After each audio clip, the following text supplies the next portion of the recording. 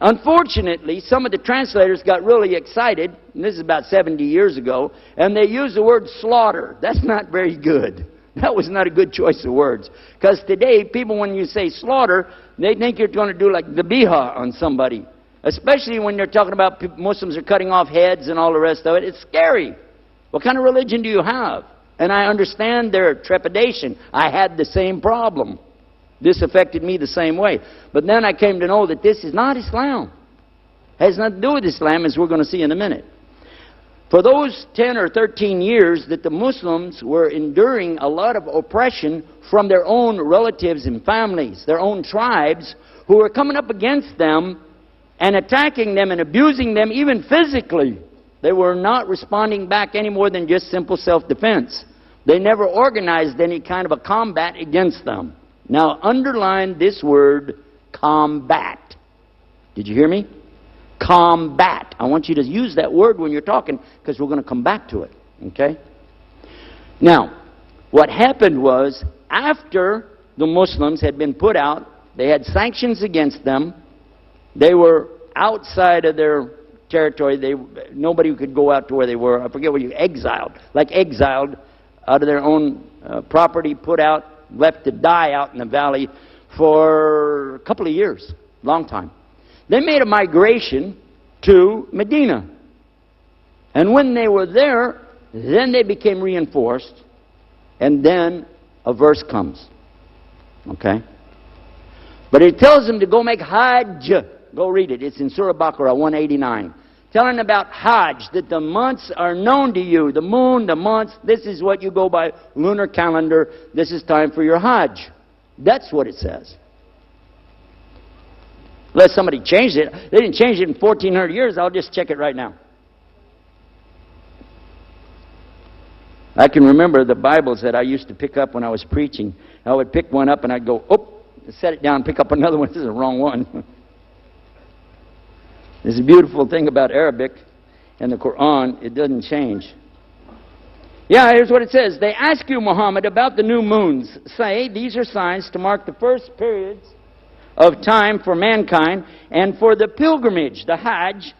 It's not al-bir, that you enter the houses by the back, but al-bir is that you fear Allah. It's a taqwa for Allah. So enter your houses through the proper doors, fear Allah that you'll be successful.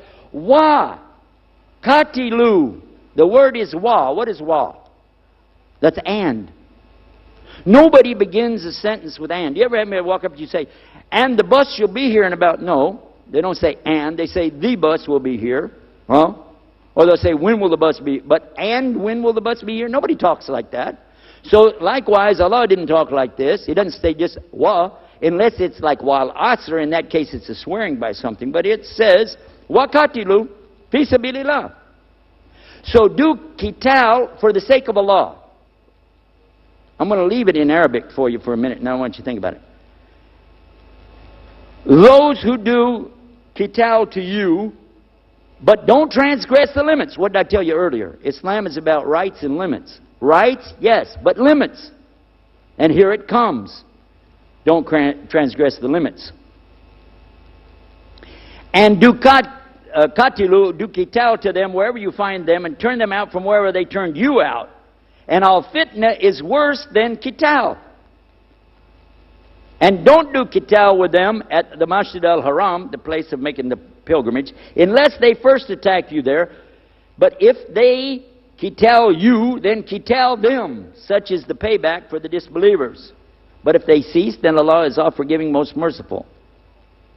And qital them until there's no more fitna, and worship is for Allah alone. But if they stop, then let there be no transgression against the zalimun, the polytheists or wrongdoers. I repeat, I left it in Arabic for a reason. Because if you start trying to play with this and use different words to have variety in English, you're going to get in trouble. And you'll say things like kill, slaughter, maim, destroy, stuff. And this is not really the essence of what's being said, inshallah. Because if you understood it, as I understood it, the Muslims had been turned out of their own property, of their own homes, their own land and nation. Yes or no? Everybody with me? Everybody still awake? Am I boring you? Okay. So, here's what we're saying. When Islam came to these Arabs, it didn't come to teach them how to fight and kill people. They already knew how to do that. Think. Remember, before Islam came, they had a 40-year feud, a war between tribes over a camel race. Yes or no? A camel won the race. One of the other tribes threw a rock, killed the camel. They killed the boy. They killed that boy. They killed this one, back and forth. 40 years go by, and they're killing over what? A camel race. You don't have to teach Arabs how to fight. They're born with a rock in their hand. They know how to do it. What Allah did was to take time to let them learn how not to fight, so that you can find the balance between rights and limitations. So He gave them the limit first. And they were very patient. Very patient. They had to be patient. The Prophet ﷺ wasn't going to let them be any other way. They had to hold back, hold back, hold back. And then the order came. Okay. Now, Yuqatilu. What is qital? I'm going to translate it as mortal combat. Mortal combat. Because you have to translate to a word that's in use today that people know how to use it and how it works. Mortal combat. Meaning I've got to be willing to kill and be killed for the sake of what? To stop al-fitna. What is fitna? Now we could go back and read the verses again and you'd see how the combat fits right in there. Do combat with them because they did combat with you. Stop the combat if they stop the combat with you. You see how that works all the way to the end. But then at the end it says, and continue the qital until the way can be established for Allah. And some of them said this means until they submit and become Muslims. Even Muslim translators said it. And it's wrong, because that would negate another beautiful verse in the same surah. La ikraha fi din. And Allah doesn't compel anybody to submit to Him. That's what you got a life for. It's always going to be your choice. But what it does, it establishes it so that there's a way for people to come to Allah. The door is open. You don't have to, but at least there has to be some kind of a setting where people can know about what's Islam and know about Allah and then be able to come to Him. It has to be their choice. That's all it's talking about. So we've solved all but one thing. What's fitna? Fitna is when things are so bad that Islam can't spread. It's so bad when you can't do anything. It's like really the worst. It's like what you say in Texas, it's kind of like falling down in a rolled up barbed wire fence. It's fitna. So when you see aggression and oppression, and when you see the big guys coming down on the little guys and doing bad things to them, innocent women, children, elders being attacked, being killed, people being thrown out of their homes, being run over by bulldozers or whatever, then this is what? Fitna. Now in English, the best word to call that is what Mr. Bush calls it. Terrorism. So fight them until the terrorism is over. With what? Limitations of combat. Within God's limitations. Make sense? So who declared the war on terrorism? Mr. Bush? No, he only repeated. And he, at the same time, by the way, when he said this on Thursday night, 2 days after 9/11, stood on the White House lawn, made the announcement, told everybody that he's declaring a war against terrorism. He said in the same speech, Islam is a peaceful religion. Well, that's a very nice thing, and we support him in that. And we support a war against terrorism because we got the ayahs for it right here. In fact, if he'd like to make shahada, we'd like to accept it. That'll be 2 guys from Texas. How about that? All right. Now, 1400 years ago, Allah told us the rules and regulations, the rights and limits for combat. And that's what it was talking about. But it's important for Muslims not to sidestep the issue.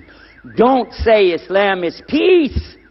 And all we want is peace, and there's no fighting in Islam unless it's self-defense, because that's not true.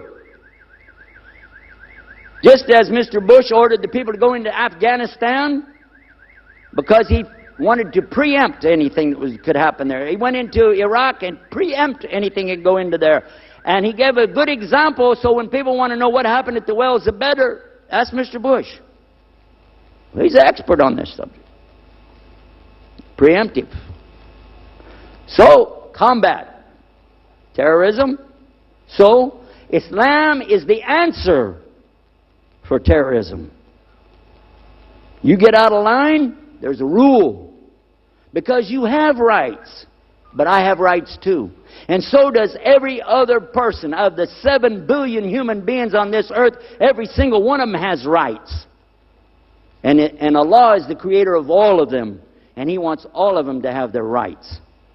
So it's up to us as people who understand that to stand up for what is right and righteous. Nothing more, nothing less. And that's what Islam's stand is on terrorism. And I hope Allah guide all of us to understand that and put that to good use. Ameen. Assalamu alaikum.